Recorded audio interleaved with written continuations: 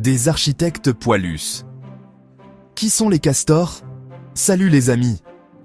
Aujourd'hui, on part à la rencontre d'un animal étonnant, le castor.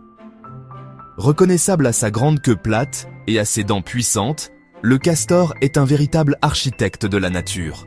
On le retrouve près des rivières et des lacs, où il construit des barrages et des huttes incroyables. Mais comment font-ils pour construire ces chefs-d'œuvre? Suivez-moi, on va découvrir ensemble les secrets de ces ingénieurs à fourrure. Maître constructeur, habitation et barrage. Les castors sont des animaux très sociables. Ils vivent en famille dans des huttes, construites avec des branches, de la boue et des pierres. Ces huttes sont de véritables forteresses, avec des entrées sous l'eau pour se protéger des prédateurs. Le barrage, quant à lui, est essentiel pour la vie des castors. Il permet de créer un étang profond, idéal pour construire la hutte et se déplacer facilement. Le castor utilise ses dents pour couper des arbres et des branches, qu'il assemble ensuite avec de la boue et des pierres. C'est un travail colossal. Un goût prononcé pour le végétal, le régime du castor. Contrairement à ce que l'on pourrait penser, le castor est végétarien. Son alimentation varie en fonction des saisons. En été, il se régale de plantes aquatiques, de feuilles et de fruits.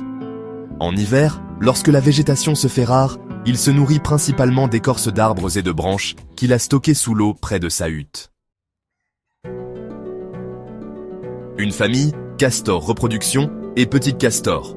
Les castors se reproduisent une fois par an, généralement entre janvier et mars.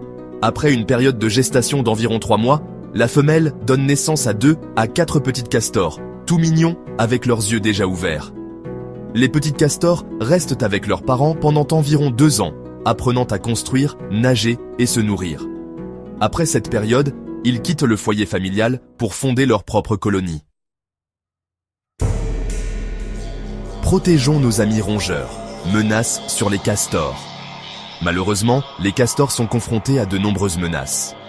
La destruction de leur habitat naturel, la pollution de l'eau et la chasse sont autant de dangers qui pèsent sur leur survie. Il est important de les protéger et de respecter leur environnement. En préservant les zones humides et en luttant contre la pollution, nous pouvons tous contribuer à la sauvegarde de ces animaux fascinants.